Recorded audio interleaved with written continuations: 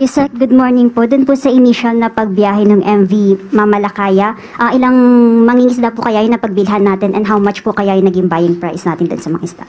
Opo, ayon po sa ulat po ni Commodore Triella, meron pong nabiyayaan o nabinipisyohan po ng 120 fishermen at 11 na fishing vessels po ang nabinipisyohan ng Kadiwa program, ang KBBM. 20.3 tons of fish ang nabili at diretsa po itong naibagsak sa fishport po. At yun po, at ito po ay magtutuloy-tuloy hanggat marami silang nakikita at namomonitor ng mga fishing vessels na maaari nang isda at hanggang 2028 po ito ay ipapatupad. Okay, so safe to say, Yusek, na until Marcos administration po magtutuloy-tuloy po yung pagpapadala natin ng sa West Philippine Sea. Yes, opo, para matugunan din po ang issue about food security. Talaga po ito ay pinag-utos ng ating Pangulo. And can we say, Yusek, na bahagi rin po ito ng effort ng pamahalaan para ma-increase yung presence natin sa West Philippine Sea? Opo, dahil tayo naman po ay may karapatan dito sa Baho de Masinloc at dapat lamang po ma-exercise ng ating mga kababayan kung ano ang nararapat na mga karapatan po natin. Next question, Harley Valbuena, PTV4. Good morning, Yusek. Ma'am, still in line with the food security, doon po sa 20 pesos rice, do we have a timeline as to when we can make the benteng bigas meron na available for all? And then, may we also know the criteria in choosing the priority areas kung saan po natin dadalhin yung 20 pesos rice? Sa ngayon po, ang sa Kadiwa centers, vulnerable sectors po ang makikinabang pansamantala hanggang December 2025. Sa LGUs po, kung ano man po ang kanilang magiging guidelines, maaari po ito maging rice for all. Depende na po yan kung ano po ang magiging panuntunan ng LGU na siyang makikipag-cooperate po sa programang ito. Pero ang plano po sa susunod na taon po ay magkaroon po ng budget para maibigay po ang 20 pesos na bigas kada kilo sa lahat. Yan po ang plano, depende po sa budget. Pero ipagdasal po natin na makaya po ito ng ating Pangulo at ng administrasyon para po ito sa taong bayan. Follow-up lang po. Kamusta naman po kaya yung cooperation ng mga LGUs na involved sa rice, doon po sa BBM Rice? Since magkakaroon din po yata tayo ng transition ng leadership doon sa ilang LGUs since natapos po yung elections. Of course, may dadasal po natin na makipag-cooperate ang mas nakakaraming local government units sa abot ng kanila makakaya. Pero pansamantala ay aalamin natin. Dahil nga may mga bagong pinuno na nahalal at titignan po natin kung hanggang saan sila pwedeng makipag-cooperate sa programang ito ng ating Pangulo. Next question, Maricel Halili, TV5. Magandang umaga, Yusek. Yusek, about the issuance of arrest warrant against former presidential spokesperson Attorney Harry Roque. Ang sabi po niya kahapon, malinaw that he is a victim of political persecution by the Marcos government because he is an ally of the Dutertes. Your comment on that, Yusek? Yan po naman talaga ang kanyang magiging naratibo, kanyang depensa. Pero hindi po niya sinasagot ng mabuti kung nasaan nga ba yung mga dokumentong kanyang ipinangako sa House of Representatives at that time na nagkaroon po ng hearing sa Quadcom. Hindi po niya natutugunan yon at kung ano man yung mga sinasabing di umanong hidden wealth niya ay hindi pa rin po natutugunan. So paano po kayo magkakaroon ng political persecution? At tandaan po natin, korte mismo ang nag-issue ng valid warrant of arrest patungkol po sa kaso ng qualified human trafficking. At hindi lamang po yan. Meron po tayong nabalitaan na meron din pong pending case for alleged land grabbing sa Bataan. At ito po ay di umano'y nakapending sa Ombudsman since 2023. So, siguro dapat din po natin malaman ang detalye dito at ang katotohanan tungkol sa akusasyon ng mga 77 farmers patungkol sa di umanong land grabbing na ginawa ni Atty. Harry Roque.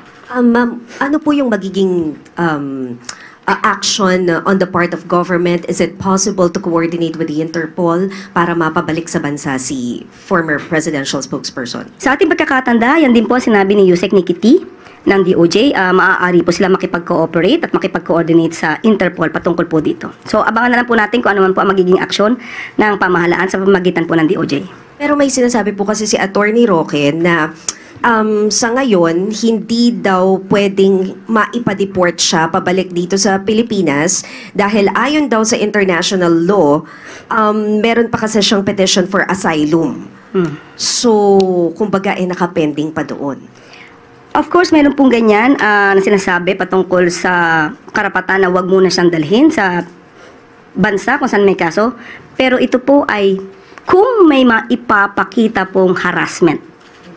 Kung wala po siya mapapakitang harassment mula sa gobyerno at maipapatunayan na ang mga kasong ito ay legal na nasampa at may mga basihan para siya ay ma-issuehan ng warrant of arrest, hindi po tayo maniniwala na hindi siya maaaring dalhin sa Pilipinas. Follow-up question, Maris Umali, GMA7. So, ma'am, ibig sabihin, even, kasi yun po yung ini-insist niya when we were at The Hague before, ang sinasabi niya, it is part of the provision as an applicant for a political asylum seeker that hindi siya pwedeng galawin at all. Hindi siya pwedeng ipa-deport, hindi siya pwedeng arrestuhin.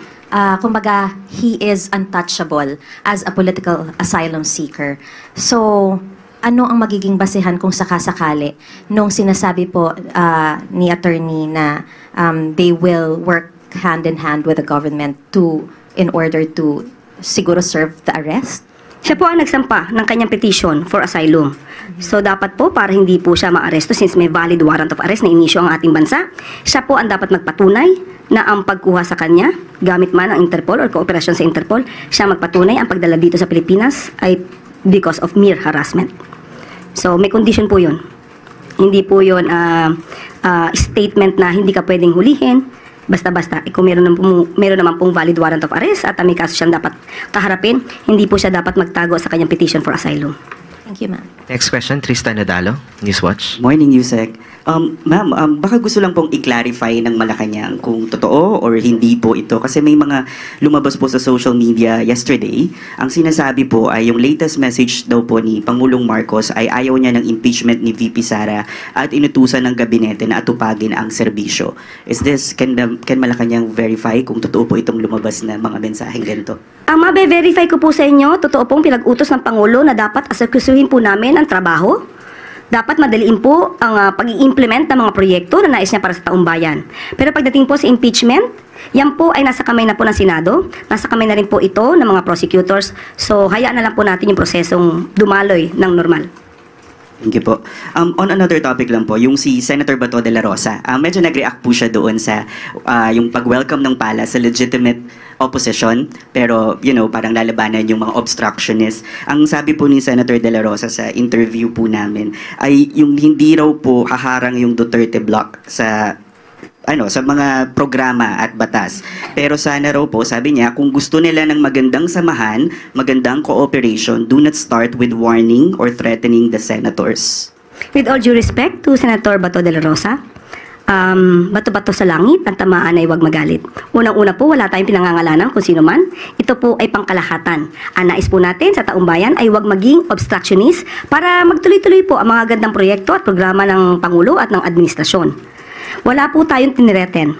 Wala po tayong tinireten na senador. Sana po ito ay napakinggan man lang sana niya yung mga words na aking nasabi para siguro po maiiba ang kanyang impresyon at ang kanyang tugon kung nadinig niya yung buo kong sinabi. Ang sabi natin, ang mga lehitimong oppositionist ay welcome dahil kailangan po yan sa isang demokratikong bayan. Ang atin lamang hahadlangan ay yung mga obstructionist na walang ginawa kundi manira at kahit maganda ang proyekto ay hahadlangan. At hindi po yan magiging maganda para sa bansa at para sa taong bayan.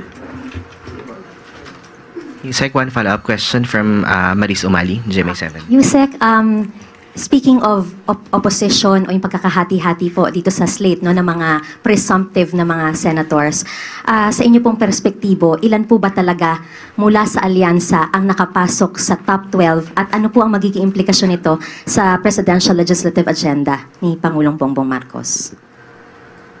Sa ngayon po, ang bilang po ay 6 na nakapasok. Pero matapos na po ang eleksyon, nagsalita na rin po ang taong bayan.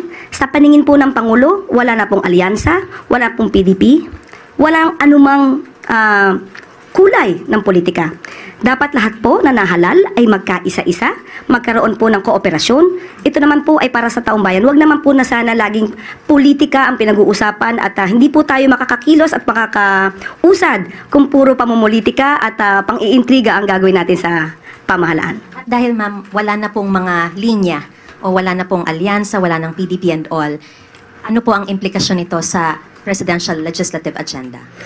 Of course, mas nanaisin po ng ating Pangulo na kung ano man po yung maganda niyang proyekto ay isang ayunan ng mga mambabatas para po hindi tayo mahirapan sa pagkuha ng budget para po sa taong bayan.